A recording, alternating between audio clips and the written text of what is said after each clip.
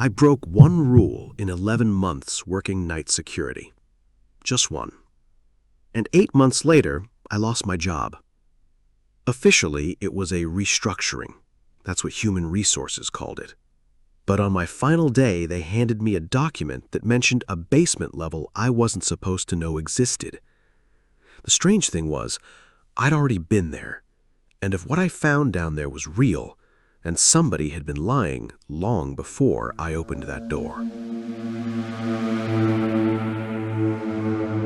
The facility sat at the edge of an industrial park outside the city. Nothing special about it. 4 floors. Biomedical research. A few hundred employees during the day. Almost nobody at night. My shift started at 6 in the evening and ended at 6 in the morning. Most nights were identical. Log deliveries, check cameras, walk the corridors, drink bad coffee, try not to fall asleep around 3 in the morning. The building had a smell that every laboratory seems to have. Disinfectant, plastic, cold air, the kind of smell that settles into your uniform and follows you home. I liked the job. The money was decent, the nights were quiet. And quiet security work is usually good security work. If this is your first time here, stay. This story earns it. One thing always bothered me, though. The elevator.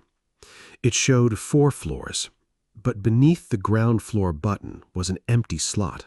No label, no marking, just a narrow space where another button looked like it should have been. I asked about it once. My supervisor laughed and said the panel came from an older building design. That answer sounded reasonable, so I accepted it. These are the kinds of things that don't make sense until suddenly they do.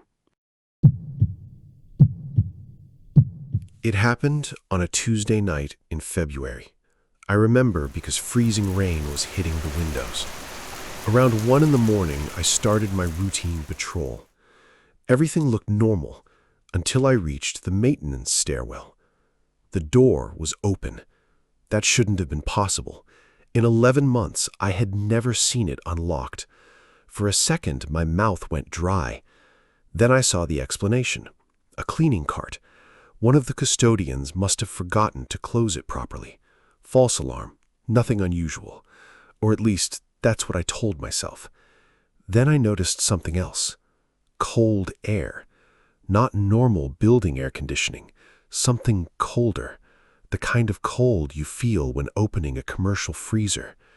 The stairwell below ground level disappeared into darkness. I should have walked away. Instead, I grabbed my flashlight and went down. The stairwell was completely silent. Not quiet, silent.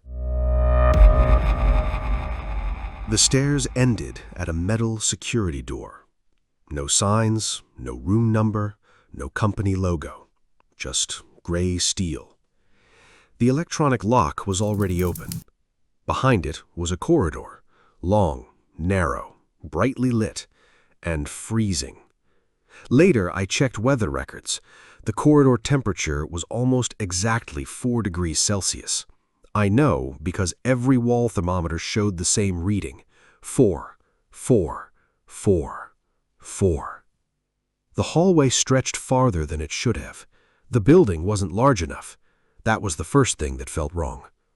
The second thing was the furniture. There were chairs, tables, coffee cups, stacks of paper.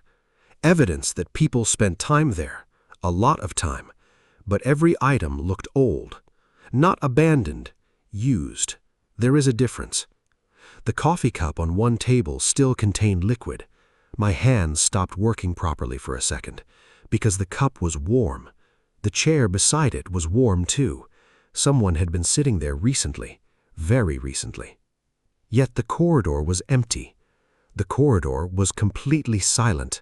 Not quiet, silent. Then I found the photographs. Hundreds of them, black and white pictures covering an entire wall. The same corridor, the same room, the same chair. Taken across decades. Different dates, different cameras, same location. And in every photograph, there was one thing that never changed. a closed door at the very end of the hall. If you were standing there alone at 2 in the morning, what would you have done when you reached that final door? I wish I'd turned around. I didn't. The closer I got, the stranger things became. No dust, no footprints, no sounds, nothing. Then came the glitch, the impossible thing. I looked behind me. The corridor seemed shorter, not dramatically, just enough to notice. I blinked, looked again. Normal. I told myself it was perspective, stress, lack of sleep, but the explanation didn't feel right.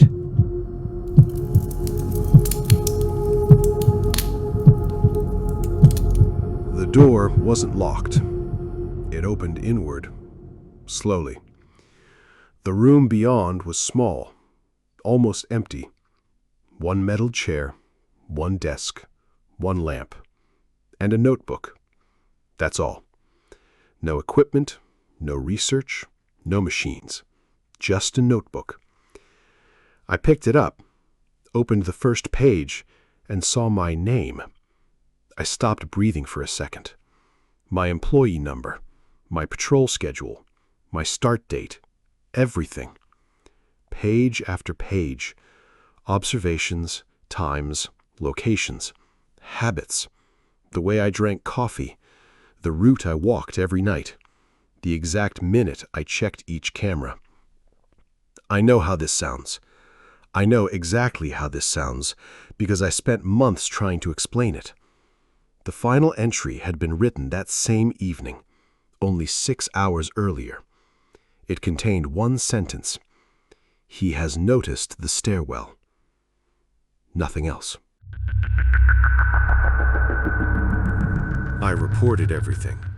Management denied the basement existed. Security footage from that night disappeared. 3 months later, my position was eliminated.